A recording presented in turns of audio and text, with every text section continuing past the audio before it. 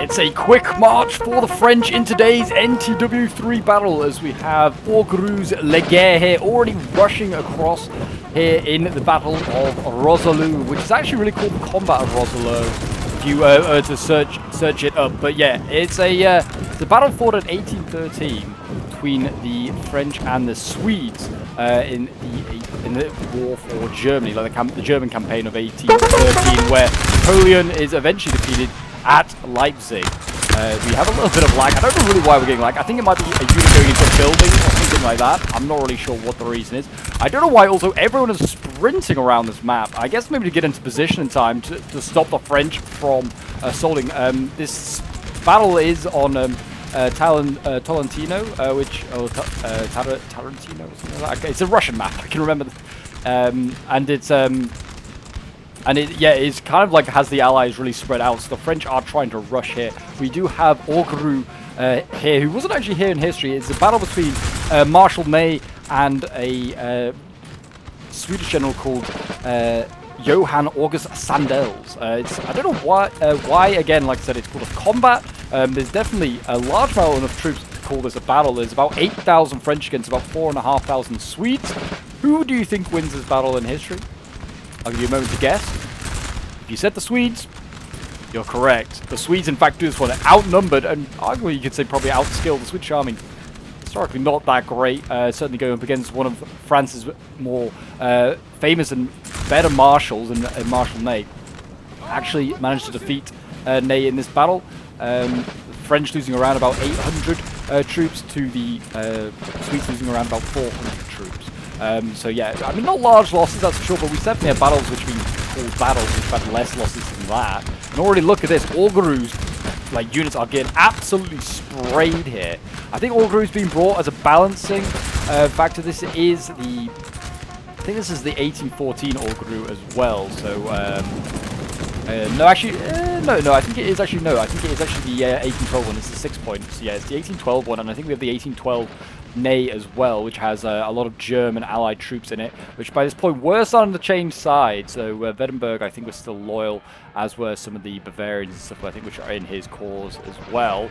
We have got a charge going in somewhere. French cav going in here from Ney. Chevaliers going in against some Swedish infantry. They can't form square. Nonetheless, they're going to charge into Ney's infantry there and try and do Ney's cavalry and do as much damage as possible. And it looks like Orgru is going to be bringing up some of his infantry as well. And this is actually Ney here. This is the Les going in. They're going to try and charge in here, take advantage of the cavalry, causing a bit of panic. They need to make sure they don't send in too many infantry, because that's technically blobbing. Yeah, Orgru's corps is pretty much made up of a lot of provisional infantry and Neapolitans, which aren't necessarily that great. So actually their morale is not going to be that great, but as you can see, they are just throwing everything against the Swedish army.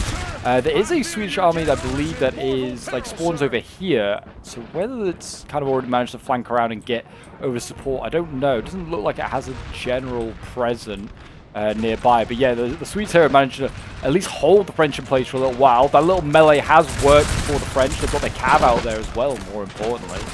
The French are also quite slow bringing some of their forces forward due to spawns, nothing more than that. We've got the other Ney back here that is shifting forward. There is no 1813 cause yet. As I believe the next period that they're working on for the NTW3 mod. So hopefully, once we have that, we can do some more 1813 scenarios a little bit more accurately. Though 1812 kind of works relatively well, just maybe a bit too much cavalry for the French, maybe a little bit too much professional infantry, more provisional should be needed. Apart from that, pretty much most of the units are pretty similar in sort of size. That's for sure. The scale of the units and the battles is still pretty similar to 1812. At that point, huge melee starting to take place over on this side here. As we have Orgru pushing forward, and it looks like you can see the Swedes maybe countercharge here as well. Yeah, a lot of these units you can see here, demi-brigade provisional. Probably why the Orgru is being picked, because it does represent the provisional infantry and units that have been provided that make up a lot of the 1813 French army at this point. At this point, Napoleon's calling upon teenagers to fight in his armies because so many of his troops have been lost in the Russian campaigns. We've got some Wittenberg cavalry there that tried to assault the Swedes, failed because they have formed square. Swedish armies are looking a lot smaller as well. I'm not quite sure where one army begins and where one ends. It looks like another one is starting to appear here out of the woods. Their troops look a lot more professional than some of the militias that they can bring. These guys in the yellow and blue here looking pretty professional in the colours of Sweden. But will history be changed here today, or will it be maintained? Will Sweden manage to beat the French once again?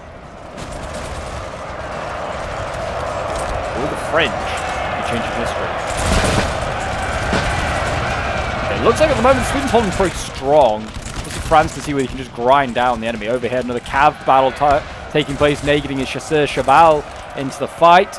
Looks like he's routing some Swedish cavalry there, and he's getting to the skirms, which is pretty good as well. Sweden doesn't really have masses of cavalry as well in its roster usually available. They don't often have a lot to offer. All the Sweden armies, I believe, are theatre of war as well, which is better than them bringing their corps, because their corps stink quite a bit.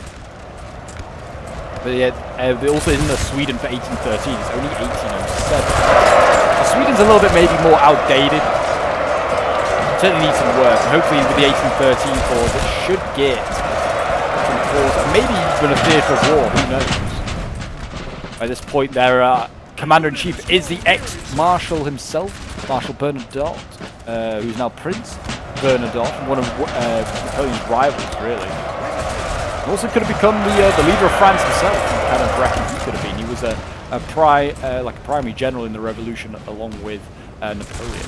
Here is some of the guard that are like Naples, which are in Orderly's corps, kind of in their Neapolitan sort of like yellow. It always kind of reminds me of like ice cream, is that yellow? I don't know why, it just kind of does. Neapolitan ice cream as well. The melee continues over here. Down the line, it looks like Ney really trying to force his way through this forest, taking a lot of casualties in doing so, as is Orgru in his river crossing here. But the Illyrians going in.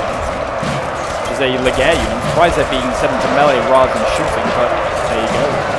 Seems like the French are just going to believe that they can out-melee their way through this. Which, I mean, in some cases they can. I mean, the Les Deux Beasts here seem to be doing a good job. They seem to be taking out a lot of these units. A lot of casualties, though, down to 76 out of 126. And these are pretty decent Swedish light infantry. And they actually have, like, the proper sort of, like, French-style shakos going on.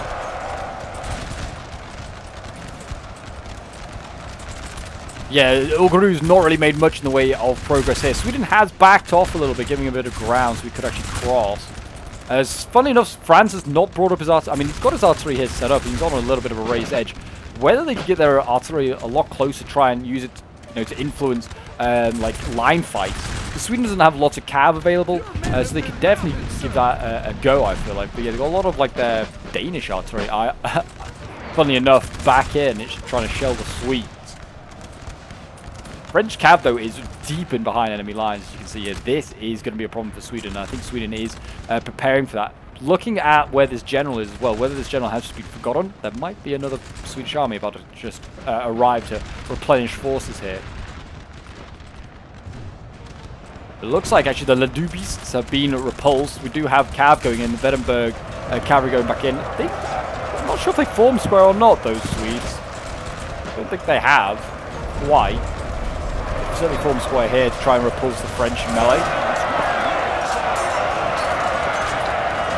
They look like they're going to hold for now. Cavalry again, though, here. The Chevaliers of Ney assisting the infantry, helping to break through the Swedish line. But there is another Swedish line ready to set up, so as soon as this one breaks, they just kind of just machine gun down the French. But the French are going to catch a gun here. I didn't even see this. There's a Swedish gun just hidden here. I think it's a horse gun as well. That's huge when they managed to catch that, in fairness. It's the Chevaliers ambling towards it as they're exhausted. If they had a little bit more cav or just something else ready to go in there. I mean, this unit here is red line. This would be a great point to push. We've got the Illyrians here. They're in a gunfight right now. But there is a lot of infantry sort of stacking up behind here. Oldenburg infantry, they're pretty solid, I think, the line infantry of Oldenburg. Oh no, maybe they're not the units I'm thinking of. They just look like French. Yeah, the Illyrians are here. They relatively seem decent as well. Send them into the battle, and again, just target this point here. Sweden is mass routing a lot here. It's causing a lot of issues to their morale. The cav has routed. I think it did take that gun, though, with it. The other Ney army is still on the way, which is something that the French obviously have up their sleeves. Right now, they seem like they're contending with a lot of the Swedish armies on their own, but it has been mainly a 3v3. The Swedes, like I said, have another army arriving themselves, and the French have a fresh Ney as well on the way. And Ney is a 10-point. It's one of their stronger armies. Orgru here has been able to pin down the Swedes so far. But the Swedes are only 7 points in strength as what they are. So if you know NTW3, the higher the point, the higher the the value, and basically the more stuff you can bring, it's less expensive generally is how it is. So if you're like a 10 point or something like that, like your units are usually a bit cheaper, allowing you to bring more. Well, if you're a lower point, so usually your troops are usually more expensive to bring, so you have you're forced to bring less troops, or your troops are just lesser quality, so you can bring mass. There are usually varying tactics. It just depends on the core really you have at hand. Orgru certainly is a case where you can bring a lot of cheap units, that's for sure. And we're going to see a push here. Here we go. Orgru is heading forward some of his provisional dragoons by the looks of it. And he looked like he was going to go for a dash straight down the middle. And it looks like he's going to go for these guns, which are literally being unlimited as we speak. And maybe for the Swedish infantry here as well, which might not be able to form square. So he's going to be faffing about with this pathfinding. Whether it's pathfinding just crossing here, having issues with. But yeah, France has pretty much not moved from its start line in the center here. The right is doing okay. But yeah, that's about it. French cav is still, like, heavily flanking here. I mean, they're actually forcing a Swedish army just to start to turn its face. And there we go, the provisional dragoons going in. They kind of missed the gun and went for the infantry. Which is all well and good. I was going to say, they're going to send the other provisional dragoon in and then back this up with infantry. Send in the Illyrians or something. They're going to need to send something in to try and back this up. Cavalry on its own will not succeed. Kind of like what they say in the Waterloo movie, and like Napoleon says in the Waterloo movie of the 1970s. It's like cavalry with unsupported or something along that line without infantry. It basically says that, and it's very true. Cavalry on its own usually is gonna fail. It's gonna lose its impetus of a charge quite quickly, and it's gonna get routed. It actually has caused a bit of chaos though here. It's managed to break through that infantry line. Others are forming square though, and yeah, immediately this French cav is pretty much useless. It's going to tire as well. It's already tired and routes just like that. Provisional cav is not exactly the best cav in the world. But yeah, France and backed over with infantry, and they're pretty much just going to be back to their start point of the Swedes. They're not really going to be forced back here at all. On this flank over here, though, another French cav charge has gone in from Ney. Looks like he's routed some Swedish infantry. Some others are holding strong. And another push here from French infantry as they get very, very close. Pretty healthy units here. The Royal Avignon. Blast that unit's redlining. I now charge. Got a good volley off. Now charge in with bayonets. No point. Oh, didn't need to. They're routed anyway. But now need to keep pushing. They just need to keep going. Support the cavalry here, which is actually single-handedly winning a lot of these fights in the forest as well. Literally the worst place for a cavalry unit to be operating. Another great charge, or like push, would be coming over here by the looks of it. French cav again seems to be dominating the flanks here. There is a Swedish army, I think, in this tree line. They've got the skirms here, but yeah, France should maybe just try and clear out these skirms, see if they can bait the Swedish army out into the field, which looks like is the case. Haven't seen anything like a Swedish guard unit or anything like that yet. Nothing too like elite. A lot of professional, like sort of like line infantry I'm seeing dotted around. Yeah, nothing guard-like. Oh, here you go. Here are the guards. Here are the guards. They are going to bring something. They are going to be going into the town here around there. Imagine this is supposed to be the town of Rosslau here.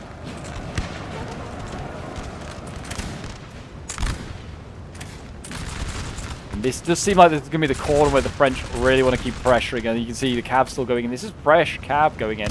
It's also supposedly running. That's what happens when cavalry runs through forests. It's pretty slow. It's going for this general here, which I don't know if the Swedish players are aware, or whether he's just accepting his fate. I don't know, but this Chasseur Cheval here is about to get that general easily enough. And depending on how much of his army is left, this Swedish player might be about to collapse down the line. And to be honest, we can say the French are going in, and they're going to go down this line. This Swedish unit here is not going to be able to hold off all three of these units. At least one of them is going to get in and probably get into melee with that unit, and then they can just go down the line. And you can see the French are sensing that they're moving forward, edging closer, so they can either get volleys at close range or themselves go for a bayonet charge. And There you go. The bayonets go twirling in. And it looks like the Swedes are going to probably get routed there. I mean, they can just outflank with this unit here, even though probably don't even need to go to melee, and that would route it. Yep, there you go. The Swedes are going to fall back a little over here. Again, this looks like militia or something like that. That is definitely not going to be able to hold forever. And there you go. General has gone. I think that is the one that was being chased down by the Chasseur Cheval. First, the Swedish generals to fall. That's not a great start for the Swedes. So, you know, like I said, if they're going to follow history, they've got to win this game. Not being a good start for them. They're still trying to defend around this town, which, like I said, I think is today's objective. Still a lot of Swedish troops that you could say are arguably out of the fight. I mean, most of them look like militia, but they are being used to basically guard the flanks, so France can't get in behind. But France should be really trying to do the same on the other side here. We've got the Dragoons, a Leger, it's just a light. It's a light Danish cav, basically, is what that is saying. You should really go all the way around here, and then just kind of just cross the river and get in behind. I'd just do a big loop, see whether you can get in behind. There is still Swedish cav alive, so maybe they're feeling like if they isolate it, it'd just be killed off by that. But it's worth a go. It is worth a go. Is this Swedish cav going to get used to guard guns, or is it going to get used to, you know, try and guard the rear? I imagine, I mean, looking at it, the Swedish guns here as well aren't very effective. They are literally behind their own infantry right now and aren't doing nothing. They need to make some gaps for that. This Swedish gun's in a great position. It's like just hinged on the edge of this defense. I mean, and it looks like the Swedes as well kind of protecting it pretty well. If they were to try and charge and go for it, it looks like we've got guards here protecting it. It's in a pretty nice position. It is ripping through Orgerou's 13th E Demi Brigade here. Provisional infantry that can form square. Don't see that often. And it looks like we're seeing Orgerou shift a lot of his forces from the left over here that were guarding against the Swedish flank here, the right flank, and they're going to the center to try and back that up. And France has gone in again for melee here. Ney going in. The Royal Avignon leave it in the way. French cav also dashed in, and I think, I don't know what they were going for. Whether they were going for the gun or just the gap, I'm not sure. It looks like they're maybe trying to side charge the Swedes as well. You be careful here that these guys don't friendly fire Neys. This infantry here is going to fall back. It's pretty solid infantry as well. Trying to pull out a melee. It's a bit cheeky. Shouldn't try and do that. Looks like he's gone back in. There you go. Sweden getting routed there on the flank. That might help rout some of these other units that are already in melee with the French as they slowly progress forward. The Leger over here. These are some pretty decent units here. Neys as well. A little bit of Vettenberg. Leger as well, which was pretty good. And more French infantry going in and getting in. I mean, some of these units are quite isolated for the Swedes. This one here in particular, isolated. They've actually also managed to get into the gun here as well. That's good. They should silence that. The guard is going to repulse it, but job is done. This Orgerou Demi Brigade here has done its job. It's a very cheap unit, I'd imagine. We're going to see a more Demi Brigade go in. The guard might be able to take quite a few of those provisional units with them. Fire when ready, boys. Fire when ready. For the Emperor! Napoleon! And here we go, another charge coming in. We've got some Chevaliers going. They're going to go for that gun there amid all the chaos. And they've actually have caught it. Swedish cav sleeping. It wasn't going to be an easy gun to defend, to be honest. They'd have to charge with their own gun. It was not very easy to defend. They were trusting on the infantry there to get a good volley. Probably should have set the gun back a little bit further. I'm going to see another charge here from another Chasseur Cheval. Really nice little formation. They're wheeling around the side of the French infantry, going in, slamming sort of into the infantry next to the Vettenberg Chevaliers there. Whether they can carry on and go for that general, the Vettenbergers, I do not know. They could give it a go.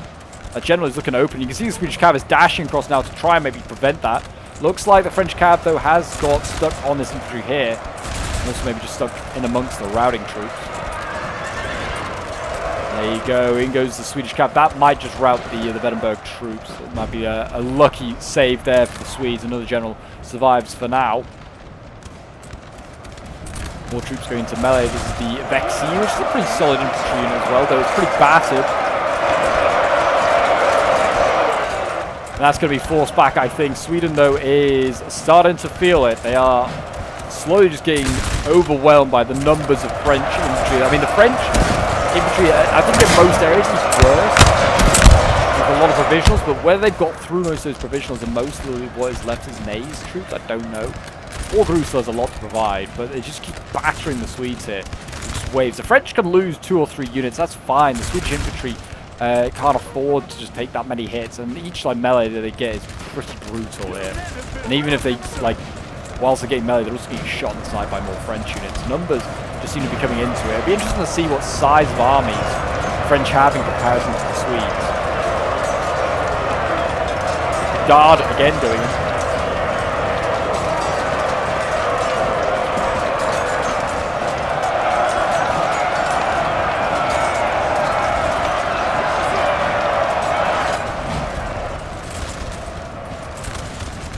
And there you go, Swedish Cav coming in as well, helping to mop up this flank here. Not too bad. And they're actually going to carry on and going into some more Royal Avenue of the French here. Not too bad. That's not a bad little move. But I think that's going to get isolated. Oh, a little bit of fibbing going on there from the French. Be careful of that. Fibbing is technically cheating. If you don't know what fibbing means, the term, it just means firing whilst in melee. These French units here, the Illyrians and the Legate here, should try and flank around. No, they can't form square. They should definitely be doing that. And actually, there's another Illyrian here could be doing that. And French Cav should be shifting that way as well. Like, they would be able to see if there was Swedish infantry in front of them. There is not. There's just routing ones. Flank around, end this game. You have the numbers. Like, the Swedish now are shifting forces as well, that they realize now are no longer facing any French. And they are, yeah, they're shifting them now to the center where they're desperately needed because, I mean, both sides are trading a lot of units right now. There's a fair amount of French units routing, but there's just as many Swedish ones routing as well. Those guards are still in here. They must be racking it. I'd love to see their kills. It is from the French perspective, this one, this sentence, so we're not going to be able to see that. That's a shame. Chevaliers going in some lances. These are, I think it's the same unit that Nays was sent back in again. Done a good job. I love the uniform as well for it. It's going in. It's going after their general hunting. Don't blame them. You can do that. You can end it. I mean, morale is so key in NTW3. Kill a general or outflank or surround units. You rout them so much quicker. Or fire on them from multiple directions. It does rout them. Oh! I don't know. We kind of looked away for a second. The guard has not routed. It's gone over here. I don't know whether it's a different guard unit. I think it might be a different guard unit actually. Whether they were routed whilst firing a melee, I don't know. They started firing, but they had already routed. Whether they got routed by claiming, I don't know. That might have happened. We looked away just as the Chevaliers going hunting for generals. Provisional dragoons there again, going in trying to get the skirms. Failed again. Provisional dragoons suck. I mean, you can bring so many of them, which is great. Here you go. Finally, France realizes that they could just flank around here. There was no Swedes in front of them. A little bit late, though. Sweden here already withdrawing, trying to tighten his cordon and have the forest to his rear. But he's not going to have enough troops soon to defend that. I feel like Sweden is slowly but surely just being pushed back. The town of Rosslau, they still hold for now. France sends in yet another infantry unit. Why they are sending in provisionals, I do not know. Send in something a bit more tough. I do not know what they have available. I haven't seen a grenadier yet. And the guards are just like standing around, so they are trying to melee anything that just goes near the building, which is smart. And they're doing a good job of that so far. French Cav over here needs to try and just just charge in, cause some chaos. Here goes the Hussars, the Hollandaise, the Hussars that went in, cause some chaos. French infantry needs to move up though, because some of these units forming square here are now obviously falling behind in the retreat. They're easily to then pick off, which is something you can do. It's a good tactic. Send in a cavalry unit, suicide, force the units to form square, move up your infantry while the enemy's infantry is stationary in square, and you can eventually catch it. Especially if the enemy's quicker than you, which isn't usually the case with the French. French armies usually are pretty speedy, and usually can outpace most coalition armies. Might not be the case with the Swedes and the provisional troops. But most of Ney's troops seem to be made of Legare and Illyrians and French, so it should be okay. Again, switch guards go into melee. They're odd-shaped hats. Now would be the time to charge them potentially here. Whether this Chevalier Lancer can go in again. It's being sent in after it failed to general hunt. This is probably the last sort of bastion that the Swedes have, other than the house itself. We've got this cannon here set up. They have gone in. I kind of got into a bit of a mess. I don't know what they've routed. Well, I think they have actually routed a general. It looks like what is a general staff down there. That is a general staff, I think, and that's been routed. Whether that was trying to get into the building, I don't know. The guard still stands, which I thought is what they were going to try and charge whilst the Demi Brigade there was in melee with it. Infantry here needs to push forward, support the cav while this chaos is taking place.